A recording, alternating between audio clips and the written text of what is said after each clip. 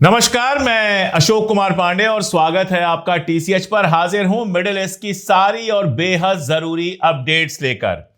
Netanyahu गया था America, उसके बारे में मैंने सब आपको बताया था, लेकिन एक बड़ी बात सामने आई कि असल वजह क्या थी वहां जाने की। ईरान पर समझौता ना करके हमला करने की बात तो थी ही, साथ में वो गया था अपने लिए माफी मांगने। दरअसल इजराइल के अंदर इसके खिलाफ दुनिया भर के केस चल रहे हैं, करप्शन के केस हैं और भी बहुत सारे केस हैं। कल मैंने बताया ही था इसके कैरेक्टर के बारे में। कैरेक्टर ये है इसका कि ये खाना खाने जाता है और होटल में बिना पैसा दिए उठ के चल देता है। ये इसके अपने सिक्योरिटी के लोगों ने बताया था। कतर वाले मामले में, कतर गेट जिसको कहा गया था, इसका सबसे करीबी आदमी लंबे समय तक जेल में रहा और इसके ऊपर भी करप्शन के दुनिया भर के आरोप हैं और उन आरोपों में इसको जेल हो सकती है, लंबी जेल हो सकती है। तो ये लगातार कोशिश कर रहा है कि वहां का जो राष्ट्रपति है हर्जोग, वो इसको माफी दे दे, प्रेसिडेंशियल माफी दे दे, ताकि इसके ऊपर से सारे मुकदमे खत्म हो जाए। अब ये जो अमेरिका गया था ट्रंप से, इसने फिर गुहार लगाई कि हुजूर आला हमको माफी दिलवा दीजिए। ट्रंप पहले भी कह चुका है, हर्जोग को कह चुका है कि भाई माफ कर दो। और कल तो ट्रंप ने लगभग बदतमीजी के साथ, जो उसके स्वभाव का हिस्सा है, ये बात कही कि Herzog must be ashamed of himself. Herzog को अपने ऊपर शर्म आनी चाहिए कि वो नेतन्याहू को माफ नहीं कर रहा है। मतलब ट्रंप डिसाइड करेगा कि नेतन्याहू सारे अपराध करे और उसके बाद माफ हो जाए। वैसे ट्रंप ऐसा क्यों नहीं करेगा? एप्स्टीन फाइल में सबसे ज्यादा किसी का नाम आया है तो डोनाल्ड ट्रंप का नाम आया है। डोनाल्ड ट्रंप के ऊपर लड़कियों ने सीधे सीधे आरोप लगाया है कि उसने क्या क्या किया है, लेकिन उसके बावजूद ट्रंप के ऊपर कोई केस नहीं चल रहा है। लगातार दबाने की कोशिश की जा रही है। जब बॉन्डी से सवाल पूछे गए तो उसने उल्टा सीधा उसका जवाब दे दिया। तो जो खुद अपराधी हो, जो खुद अपराध से बचना चाहता हो, वो नेतन्याहू को भी अपराध से बचाना चाहता है। लेकिन हर्जोग इस मामले पर टिका हुआ है कि वो माफ नहीं करेगा। ट्रंप का जब बयान आया उसके तुरंत बाद हर्जोग ने बयान दिया, I am president of Israel, मैं इजराइल का प्रेसिडेंट हूं, मैं अपने हिसाब से डिसाइड करूंगा, तुम्हारे हिसाब से डिसाइड नहीं करूंगा। अब हर्जोग कब तक टिकेगा मैं नहीं जानता, लेकिन अगर हर्जोग टिका हुआ है, इसका सीधा मतलब यह है कि इजराइल में जो नेतन्याहू के विरोधी हैं, जो नेतन्याहू के खिलाफ हैं, उनका भी जबरदस्त दबाव है और चुनाव होने वाले हैं वहां पर। जो ही नॉर्मलाइजेशन होगा त्यों ही चुनाव होंगे। जंग के बहाने चुनाव लंबे समय से टाल रहा है नेतन्याहू, और चुनाव में अगर वो हारता है तब समझ लीजिए कि जेल जाना उसका पूरी तरह से तय है। तो अमेरिका वो सिर्फ इसलिए नहीं गया था कि ईरान से जंग शुरू करवा सके, वो तो खास वजह थी ही। इसके साथ ही वो गया था ट्रंप के हाथ पांव जोड़ने की, कैसे भी प्रेशर बनाकर हर्जोग से माफी दिलवा दीजिए। आज इजराइल के अखबार में एक बड़ी मजेदार खबर छपी है। ये तस्वीर आप देख रहे हैं, तस्वीर जो मैं आपको दिखा रहा हूं वो ईरान के टीवी की है, स्टेट टीवी की है। इस स्टेट टीवी में आप देख रहे हैं नेतन्याहू और इजराइल के कई मिनिस्टर्स जो हैं, उनको निशाने पे लिया गया है कि वो टारगेट है। अब इजराइल के अखबार अपना सीना पीट रहे हैं कि देखो हमारे लोगों को टारगेट किया जा रहा है। भैया, जब तुम्हारी मिसाइलें इजराइल के इंजीनियर्स को, साइंटिस्ट को, वहां के आर्मी के लीडर्स को रात में जब वो सोए हुए थे तब चोरी से गद्दारों के सहारे मार रही थी, तब तुम्हारा रोना गाना कहां था? तुम ईरान पे हमला जब चाहो करने की कोशिश करो, ये तो ईरान की ताकत है, वरना अब तक खामनेई को भी तुमने मार दिया होता। तुम खामनेई को मारना ही चाहते हो। तो तुम्हारे टारगेट पे खामनेई साहब हो, तुम्हारे टारगेट पर पेजेश्कियन हो, तुम्हारे टारगेट पर आईआरजीसी के चीफ हो, तो ठीक है, ईरान अपने टारगेट पर तुमको ना ले। जाहिर सी बात है और बहुत सीधी बात है कि अगर आप हमला करोगे तो इन लोगों को टारगेट करने की कोशिश ईरान करेगा। कितना कामयाब होगा, कितना नहीं होगा, ये बात की बात है, लेकिन तुम दुश्मन तो हो ही ईरान के। वैसे ही जैसे तुम ईरान को दुश्मन मानते हो, ईरान भी तुमको दुश्मन मानेगा। जंग होगी अगर, और जंग हो सकती है, मैं अभी भी कह रहा हूं, जंग अगर होगी तो ये सारा खतरा तो तुमको झेलना ही होगा। सीना पीटने की बीमारी बंद कर दो, विक्टिम कार्ड खेलने की बीमारी बंद कर दो, क्योंकि दुनिया में जितनी साजिशें तुम्हारे मुल्क ने की हैं, शायद सारे मुल्कों में जितनी साजिशें हुई हैं सबको मिला दिया जाए तो भी कम पड़ जाएंगी। ईरान वाले मसले पे ट्रंप के दो बयान आए हैं। मतलब एक ही बयान है लेकिन दो अलग अलग बातें हैं। जो होता है उसके यहां, कभी वो सीधी बात तो करता नहीं है। ट्रंप के पास इतनी तमीज तो कभी है नहीं कि डिप्लोमेटिक तरीके से बात करे।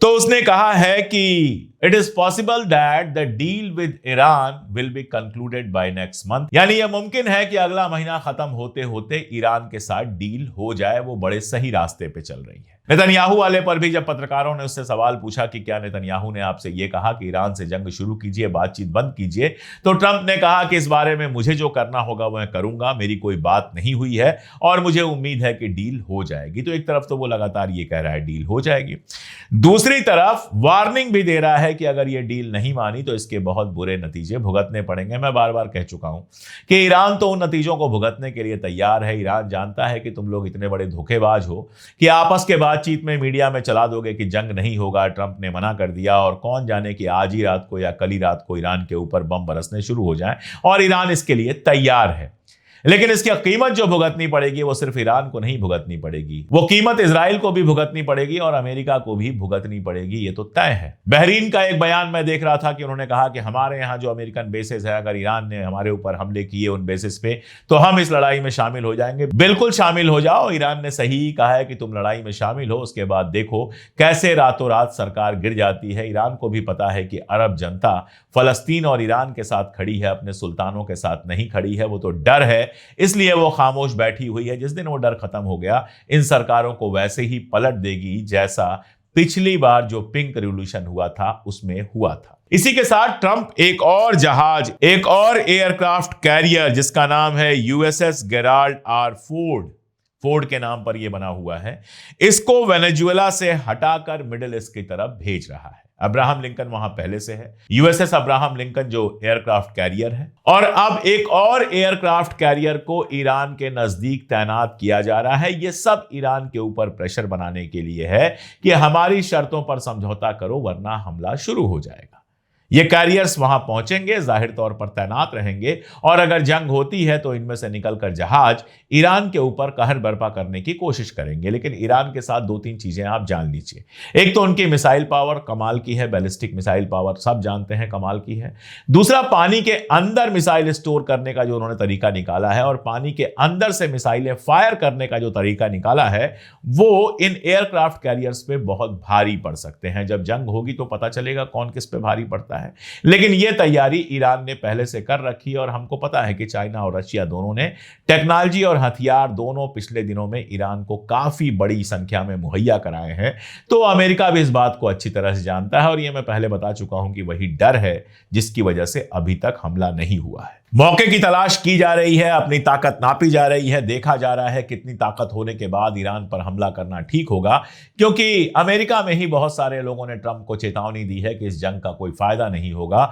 और मिडिल ईस्ट के जो प्लेयर्स हैं, अरब मुल्क हैं, वो लगातार अमेरिका के ऊपर प्रेशर बनाने की कोशिश कर रहे हैं कि ये अगर जंग होती है तो पूरी मिडिल ईस्ट के लिए बहुत नुकसानदायक होगी। लेकिन ये मैं दोहरा दूं, बार बार दोहरा दूं कि जंग का खतरा, जंग का अंदेशा कतई टला नहीं है। इतने बड़े धोखेबाज और झूठे हैं अमेरिका और इजराइल कि कभी भी कुछ भी कर सकते हैं। और जाहिर तौर पर जब मैं इस बात को जानता हूं तो ईरान भी जानता है, ये बात मैं बार बार कहता हूं, मुझसे बेहतर जानता है, और उसके लिए वो तैयार है। उधर गजा में अगर देखें, मैंने आपको कल बताया था कि हमास की मुलाकात हुई थी लारिजानी के साथ। उसके बाद हमास का एक बयान आया जिसमें उसने कहा कि ईरान के ऊपर अगर कोई हमला होता है तो हमास उस हमले को अपने ऊपर भी हमला मानेगा और अपनी तरह से जंग में शामिल हो जाएगा। अब हमास के पास कितनी ताकत बची है और इस जंग में वो क्या रोल निभा सकता है, ये कहना तो मुश्किल काम है। लेकिन इतना तय है कि उस मीटिंग में लारिजानी ने हमास से बहुत क्लियर कहा है कि चाहे इजराइल अमेरिका जितना भी जोर लगा ले, हम आपका साथ नहीं छोड़ेंगे। और इसी बात को अलग तरीके से कहने के लिए, इसी बात को रेसिप्रोकेट करने के लिए हमास ने यह कहा है कि रेजिस्टेंस पूरी तरह से साथ है, हमास पूरी तरह से साथ है ईरान के। अगर ईरान पर हमला होता है तो इस जंग में वो भी खुद को शामिल समझेगा। इसके साथ ही अगर गजा की बात करें तो गजा में काफी चर्चा चल रही है रिकंस्ट्रक्शन एंड स्टेबलाइजेशन फोर्स की, यानी वो सेना जिसकी देख रेख में रिकंस्ट्रक्शन भी होगा। रबल हटाना शुरू कर दिया है, खंडहर हटाने शुरू हो गए हैं, ये मैंने आपको बताया था। अब रिकंस्ट्रक्शन की बारी है और दूसरा यह है कि गजा के अंदर सिक्योरिटी सुरक्षा जो है वो पूरी तरह से गारंटी करने का मामला है। और ये गारंटी अमेरिका अपनी देख रेख में करना चाहता है। अमेरिका अपने पसंद के मुल्कों की सेना वहां पे रखना चाहता है, जिसका एक काम और बताया गया था कि हमास को ये डिसआर्म करेगा, हमास से हथियार छीनेगा। अब इसमें बहुत सारे मुल्कों ने सहमति दी है। इंडोनेशिया ने सहमति दी है, पाकिस्तान की सेना होगी, कुछ अरब मुल्कों की सेना होगी। कहा यह जा रहा है, खबर यह आ रही है कि 19 फरवरी को $23 मिलियन का जो ये गजा रिकंस्ट्रक्शन एंड स्टेबलाइजेशन फोर्स है, इसको लॉन्च करेगा ट्रंप। यानी 23 फरवरी के बाद से वहां आर्मीज पहुंचनी शुरू हो जाएंगी, जिनके हवाले ये काम होगा, जिनके जिम्मे ये काम होगा कि गजा का रिकंस्ट्रक्शन हो और गजा की सिक्योरिटी रखी जाए। वो गजा की सिक्योरिटी रखते हैं या फलस्तीनियों के मारने का काम जारी रखते हैं, ये तो जब शुरू होगा तब देखा जाएगा। उधर पीएलए भी लगातार एक्टिव हो गया है। पैलेस्टीनियन अथॉरिटी जो है वो भी लगातार एक्टिव हो गया है और अब वो एक ड्राफ्ट कॉन्स्टिट्यूशन बना रहा है, यानी फलस्तीन के लिए एक आईन बना रहा है। फलस्तीन के इस आईन में जो ड्राफ्ट आया है उसके बारे में जो खबर आ रही है वो ये है कि इसमें एक बेहद इंपॉर्टेंट चीज वो शामिल कर रहा है, राइट टू रिटर्न। कम लोग जानते हैं कि फलस्तीनी जो किसी वजह से या इजराइल के प्रेशर से या फिर जान बचाने के लिए अपना मुल्क छोड़कर मुल्क से बाहर चले गए, इजराइल उनको लौटने का हक नहीं देता है।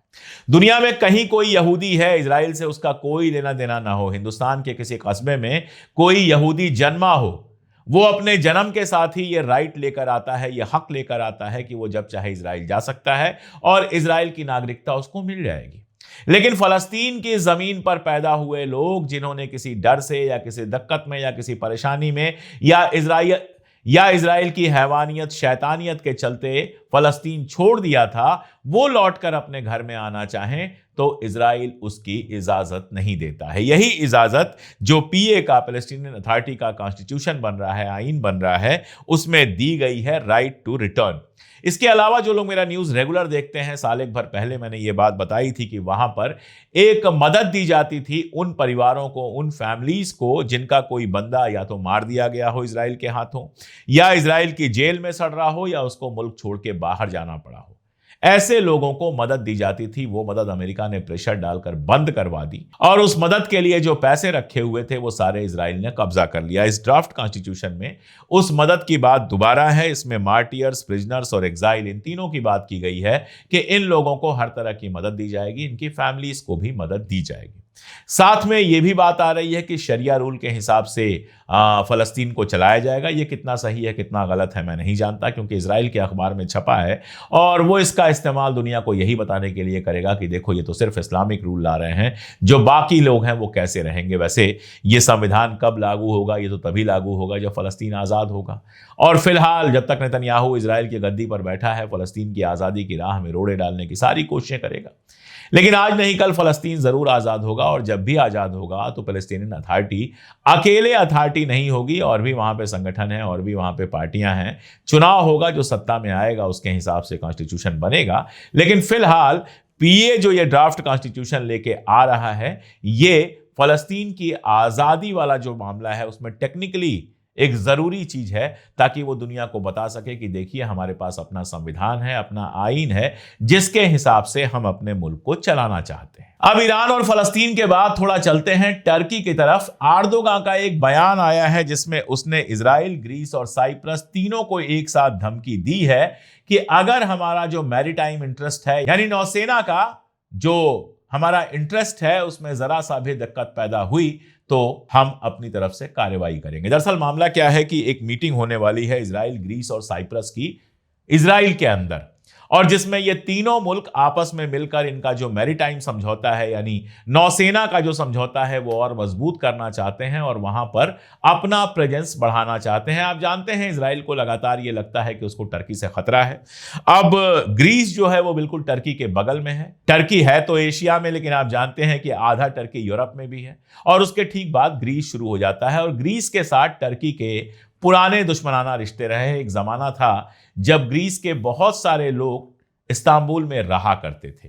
कमाल पाशा के वक्त में इन लोगों को छोड़कर जाना पड़ा था इस्तांबुल, और भी बहुत सारे किस्से हैं। तो ग्रीस के साथ एक पुराना दुश्मनाना रिश्ता रहा है इस्तांबुल का। हालांकि अभी ग्रीस के प्राइम मिनिस्टर से एर्दोगान ने हाथ मिलाया था, मुलाकात की तस्वीर आई थी, वो अपने आप में बहुत इंटरेस्टिंग थी। लेकिन बहुत साफ है कि इजराइल अगर टर्की को खतरा समझता है तो टर्की भी कहीं से इजराइल के लिए रास्ता नहीं खोलना चाहता। इसीलिए उसने धमकी दी है कि अगर ग्रीस और साइप्रस इजराइल के साथ मिलकर समंदर में कुछ गड़बड़ करना चाहेंगे तो हम अपनी तरफ से कार्रवाई करेंगे। इसके साथ एक और मजेदार चीज है, आप जानते हैं सोमालिया में एक न्यू सोमालीलैंड बना है जिसको केवल इजराइल ने अनुमति दी है। दरअसल सोमालीलैंड का इस्तेमाल एक चैनल की तरह करने की कोशिश की जा रही है जिसमें इंडिया भी शामिल है, यूएई भी शामिल है, इजराइल भी शामिल है और कुछ और मुल्क शामिल है। सोमालीलैंड को लेकर इजिप्ट और टर्की के बीच में एक समझौता हुआ है जिसमें इजिप्ट और टर्की सोमालिया के अंदर अपनी आर्मी और खास तौर पर नौसेना को बढ़ाने पर तैयार हो गए हैं। यानी सोमालिया की वो हर तरह से मदद करने की बात कर रहे हैं और सोमालीलैंड को अलग मुल्क का दर्जा तो किसी हाल में देने के लिए तैयार हैं ही नहीं। तो ये भी जो एक एक्सिस चल रहा है ना, सऊदी अरबिया, इजिप्ट और टर्की वर्सेस इजराइल, ये भी एक बहुत मजेदार लड़ाई है जिसमें यूएई इजराइल के साथ खड़ा हुआ नजर आ रहा है। लगातार इस तरह की बातें आ रही हैं। यह सर्किल क्या रंग लेगा, क्या रूप लेगा, क्या अगली लड़ाई इस सर्किल और इजराइल के बीच होगी, यह सर्किल पूरा का पूरा जो इजिप्ट, टर्की और सऊदी अरबिया का है, यह अमेरिका के भी बहुत करीब है। इसलिए इजराइल के साथ अगर इनकी तनातनी होती है तो अमेरिका किधर खड़ा होगा वो भी देखना होगा। लेकिन सबसे बड़ी जो बात है, अभी सबसे बड़ा जो अंदेशा है वो तो ईरान को लेके ही लगातार चल रहा है और नेतन्याहू के लौटने के बाद 2-3 दिन इंतजार करना चाहिए। अगर इन लोगों ने अंदर कोई बात की है तो 2-3 दिन के अंदर कोई बड़ी खबर भी आ सकती है। जब जो जैसे खबर आएगी मैं आपको बताता रहूंगा। जुड़े रहिए, मिडिल ईस्ट से जुड़ी सारी खबरें मैं लगातार अपडेट करता रहता हूं। आप देखते हैं, तारीफ करते हैं, बहुत सारे लोग जब आकर लिखते हैं फर्स्ट कमेंट तो बड़ा अच्छा लगता है कि वीडियो देखने से पहले ही अपनी हाजिरी दर्ज करा रहे हैं, अपनी मोहब्बत, अपना साथ हमें दे रहे हैं। अच्छा लगता है, करते रहिए, जुड़े रहिए, वीडियोस अपने दोस्तों रिश्तेदारों तक पहुंचाइए। चैनल को अब तक अगर सब्सक्राइब नहीं किया है तो गलत बात है, चैनल को सब्सक्राइब कर लीजिए। और अगर हमारी टीसीएच फैमिली के मेंबर बनना चाहते हैं तो स्क्रीन पर आपको एक क्यूआर कोड दिख रहा है, उसको स्कैन कर लीजिए या फिर लिंक हमने दिए हुए हैं डिस्क्रिप्शन में भी, पिन कमेंट में भी। आप उन लिंक को देखिए, उनसे जुड़िए। आप 3 रुपए रोज से भी कम पे हमारे मेंबर बन सकते हैं और हमारी फैमिली में, टीसीएच फैमिली में आपका बहुत सारा एहतराम है, स्वागत है, खुशामदीद है। आप जब जुड़ेंगे हमसे तभी तो वो ताकत मिलेगी कि हम कैमरे और सत्ता की आंख में आंख डालकर सच बोल सकें। आज के लिए इतना ही, बहुत शुक्रिया।